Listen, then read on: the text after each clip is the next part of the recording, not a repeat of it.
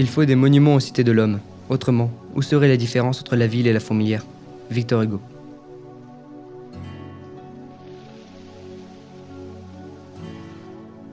La contrainte et la liberté sont deux termes qui s'opposent. La contrainte est l'entrave à la liberté d'action, et la liberté est le contraire, le fait de ne subir aucune contrainte. Nous allons chercher à savoir comment notre ville, Maurepas, a-t-elle fait pour s'agrandir.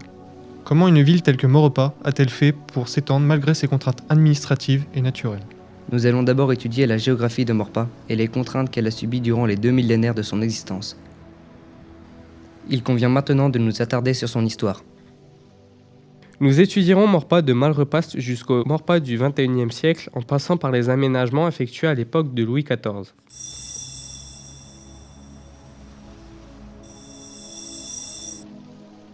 Maurepas est situé à environ 35 km de Paris, à équidistance de Versailles et de Rambouillet.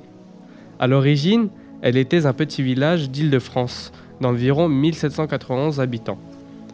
Le démarrage de la ville nouvelle de Saint-Quentin-en-Yvelines a permis un essor de sa population. Elle s'est émancipée en 1984. Elle est actuellement classée 441e ville la plus peuplée de France parmi les 36 000 communes françaises répertoriées.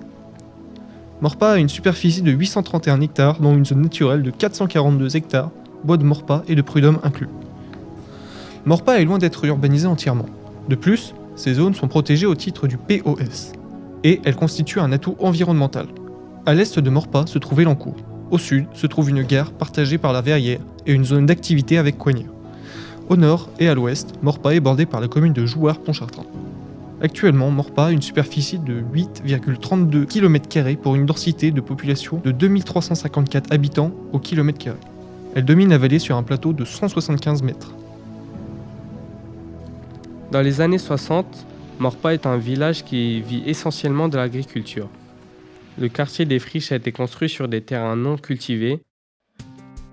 Des espaces à Maurepas sont protégés, les rigoles royales par exemple, et la ville ne peut pas bâtir dessus. En juin 1983, la ville reçoit plusieurs plaintes concernant les peupliers qui bordent les jardins car leurs racines abîment les constructions voisines. La ville avait opté pour plusieurs possibilités. Soit le déracinement des arbres, idée abandonnée car les arbres de remplacement mettront des années à croître, soit l'élagation des arbres, idée également abandonnée car les racines auraient continué à croître, ça n'aurait pas résolu le problème. Finalement, la mairie les a laissés pousser tout en surveillant leur croissance. Actuellement, il n'y a plus que 1% d'agriculteurs à Maurepas. Le plus vieux point d'eau de Maurepas est la fontaine Saint-Sauveur. Elle date de l'an 1000. D'après Maurepas, hier et aujourd'hui, de Marie-Josée Michel, au XVIe siècle, la source de Saint-Sauveur était le centre des activités festives médiévales. Et là, au pied de Saint-Sauveur, jeunes et vieux dansent une farandole effrénée. Les tabliers brodés et les coiffes s'agitent dans le vent. À l'époque de Louis XIV, Louis Philippot, comte de Pontchartrain, érige une retenue d'eau appelée plus tard la Courance. Les canaux de la Courance desservent les villes de Maurepas, Ménil-Saint-Denis, puis celle de Saint-Quentin, en Yvelines, en passant par la ville de Trappes pour au final arriver à Versailles. Ces rigoles royales étaient reconnaissables par leurs bornes à fleurs de lys. La Courance est régulièrement polluée et ce avec des hydrocarbures voire même avec des cyanures, en faible quantité. Les instances municipales ont été informées, mais elles n'agissent pas. Quant aux travaux de décantation, ils n'ont toujours pas été réalisés. La Courance est actuellement le plus grand point d'eau de Maurepas et on y trouve une faune et une flore variées avec des libellules, canards et papillons.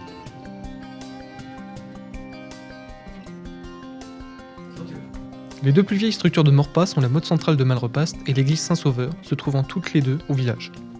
En 1768, le roi Pépin le Bref fait don des terres de Malrepas aux abbés de Saint-Denis. Dès le milieu du IXe siècle, les invasions normandes commençaient à déferler sur la région. L'abbé de Saint-Denis ne peut pas protéger le domaine de Malrepas car les terres sont trop vastes et trop éloignées pour être protégées par l'abbaye. Après ces événements, les abbés décident de céder leurs terres à une riche famille du terroir. À partir de ce moment, elle prend le nom de Malrepas. Pendant plus de 8 siècles, ces terres conserveront le nom de Malrepas. À partir du XIIIe siècle, les terres sont régies sous l'ordre de Louis Philippot, comte de Maurepas. Aux États-Unis existe un fort appelé le fort de Maurepas. Il protégeait les côtes de la Louisiane française, construit en 1699. Son nom fut donné en l'honneur du chancelier Louis Philippot. Il donna également son titre à ces terres. Maurepas est né. Afin d'alimenter Versailles en eau, Louis XIV faisait venir l'eau des terres aux alentours, y compris de Maurepas.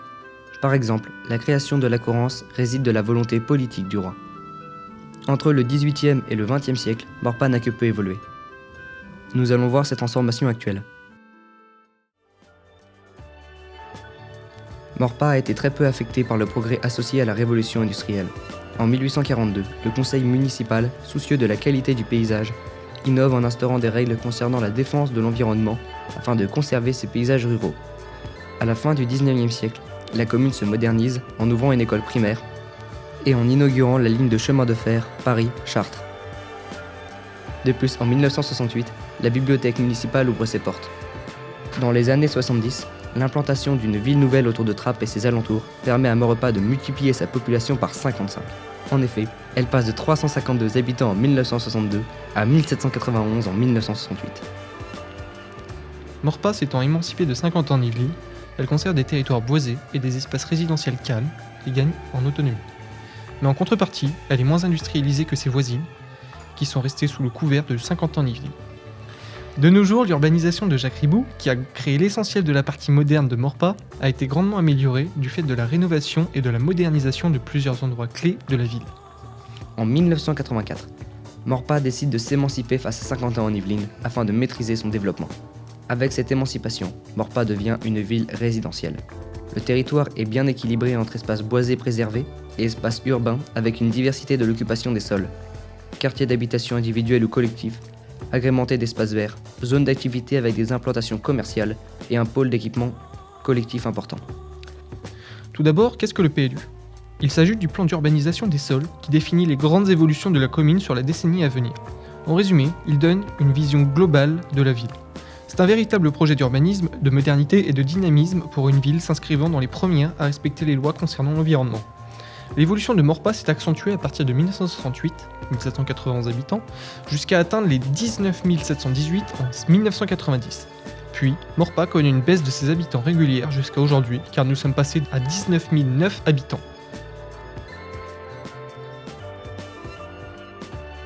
En 2000 ans, Maurepas a évolué. Elle a perdu plus de la moitié de sa surface boisée et son nombre d'habitants a centuplé. Comme le disait si bien Marie-Josée Michel, professeure d'histoire moderne à l'Université de Paris-Nord, convenez, ce petit morceau d'Île-de-France s'est complètement métamorphosé. Maurepas a surmonté toutes ses contraintes, qu'elles soient administratives ou naturelles. Cela lui a permis d'atteindre une bonne qualité de vie, mais pour s'étendre, il aurait été préférable sur bien des points qu'elle ne s'émancipe pas de Saint-Quentin en Yvelines.